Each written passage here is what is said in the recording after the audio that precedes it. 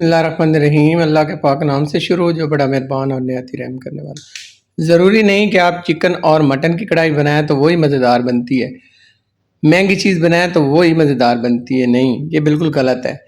आप अगर कुछ ऐसा बनाएं कि हो बिल्कुल सस्ता और इस तरीके से बनाएं कि चिकन मटन बीफ आप भूल जाएं, तो ये कढ़ाई कैसी बनेगी। तो इसी तरह का आज हम कुछ नया बनाएंगे। तो आज हम बनाएंगे आलू कढ़ाई। आलू कढ़ाई सुनने में तो आम है लेकिन खाने में बहुत ज़बरदस्त। इसके लिए मैंने यहाँ पे लिया है आयल। आयल मेरा गर्म हो चुका है। मैंने तकरीबन ये 150 ग्राम आयल लिया है। आयल जैसे गर्म हो जाएगा तो इसमें जाएगा तकरीबन 200 ग्राम मेरे पास प्याज है। इसको आप कद्दूकश कर लें या बारीक कट कर लें। बस इसके जो इसकी कटाई है ना वो बिल्कुल बारीक होनी चाहिए, या उससे बेहतर है आप कद्दूकश कर लें। 4 मिनट आपने फ्राई करना है। जैसे इसका प्यारा सा कलर आ जाए, गोल्डन सा इस तरह हो जाए फ्राई, तो इसमें आप शामिल करेंगे हम लहसुन और अदरक का पेस्ट या कूटा हुआ, जो भी आपके पास मौजूद हो। तो मेरे पास यहाँ पे 1 टेबल स्पून लहसुन और अदरक कूटा हुआ है, मैं ये शामिल करूँगा और इसको फ्राई करेंगे 2 मिनट तक। उस टाइम तक हमने करना है जब इसकी खुशबू आनी शुरू हो जाए। 2 मिनट हमने फ्राई किया तो यहाँ पे प्यारी सी खुशबू आनी शुरू हो गई लहसुन अदरक की। अब इसमें जाएगा 300 ग्राम मेरे पास बिल्कुल बारीक कट किया हुआ यहाँ पे टमाटर है। आप चाहें तो बगैर पानी शामिल किए इसका पेस्ट भी बना के शामिल कर सकते हैं टमाटर का। अब अच्छे से मिक्स करेंगे। अच्छे से मिक्स करने के बाद अब हमने इसकी करनी है भुनाई। तो उससे पहले इसमें मिसाले शामिल करेंगे। मिसालों में कौन कौन से मिसाले जाएंगे, तो सबसे पहले यहाँ पे शामिल करेंगे चाय का चम्मच मैंने लिया है कश्मीरी लाल मिर्च कलर के लिए, हाफ चाय का चम्मच मैंने लिया हल्दी, हाफ चाय का चम्मच मैंने लिया है गरम मसाला, 1 चाय का चम्मच मैंने लिया है पिसा हुआ धनिया, और इसके साथ मैंने शामिल किया है 1 चाय का चम्मच साबित काली मिर्च। इसकी करेंगे बुनाई। तो इसको हमने अच्छे से भून लेना है, इतना भूनना है कि जो इसमें टमाटर है वो पूरी तरह से मेल्ट हो जाए। तो उसके लिए यहाँ पे थोड़ा सा पानी भी शामिल करना पड़ेगा, तो मैं आधा कप यहाँ पे पानी शामिल करूँगा। अब इसकी बुनाई अच्छे से हो जाएगी। मीडियम फ्लेम पे आपने बुनाई करनी है। ढककर हम इसको तकरीबन 6 मिनट तक पकाएंगे।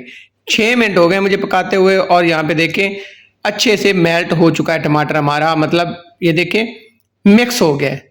तो इसका जो ऑयल है वो भी साइड पे आ चुका है और बुनाई अच्छी हो गई है। मज़ीद 2 मिनट तक और बुनाई कर लेंगे ताकि इसमें कोई कमी बेशी है तो वो भी निकल जाए। 2 मिनट बाद यहाँ पे जाएगा 3 टेबल स्पून मेरे पास दही है। दही आपने फ्रेश वाला लेना है, मीठे वाला लेना है, और इसको फेंट कर आपने शामिल करना है। उससे पहले आपने फ्लेम को बिल्कुल लो कर लेना है, दम वाले मोड पे।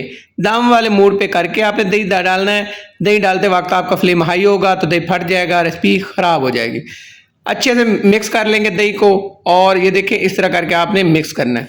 मिक्स करने के बाद अब मज़ीद हम इसकी भुनाई करेंगे मीडियम फ्लेम पे, दोबारा से ढक देंगे और यहाँ पे पकाएंगे 6 मिनट। मज़ीद 6 मिनट पकाया, दही का पानी पूरी तरह से खुश्क हो चुका है। यहाँ पे देखें आपको नज़र आ रहा होगा कि मसाला नीचे से थोड़ा थोड़ा लगना शुरू हो गया, मतलब अच्छे से भुनाई हो गई है। दरमियान में आपने 2 से 3 दफ़ा चेक कर लेना। अब इसमें पानी शामिल करेंगे, तो इसमें जाएगा 1.5 कप पानी। 1.5 कप पानी, चाय वाला 1.5 कप मैंने पानी ऐड किया है, और मज़ीद अब इसकी बुनाई होगी। अब हमने 8 मिनट बुनाई करनी है। 8 मिनट इतनी बुनाई करेंगे कि पानी जो है जो हमने शामिल किया वो ड्राई हो जाए।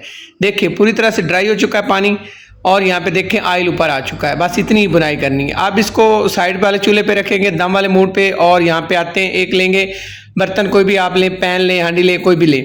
इसमें एक जाएगा दरमियाने साइज का रफली कटा हुआ 1 प्याज और हरी मिर्च कटी हुई। इनको हम फ्राई करेंगे। मैंने जो ऑयल लिया है वो लिया मैंने 2 टेबल स्पून, उसके अंदर मैं फ्राई कर रहा हूँ।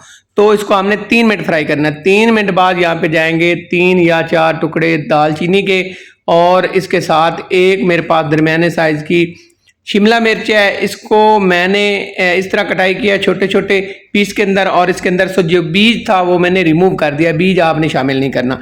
अच्छा, मज़ीद जो है ना हम इसको 3 मिनट फ्राई करेंगे ताकि अच्छा सा कलर आ जाए और इसकी अच्छी सी खुशबू आना शुरू हो जाए, प्यारी सी खुशबू आने तक इसको हम फ्राई करेंगे।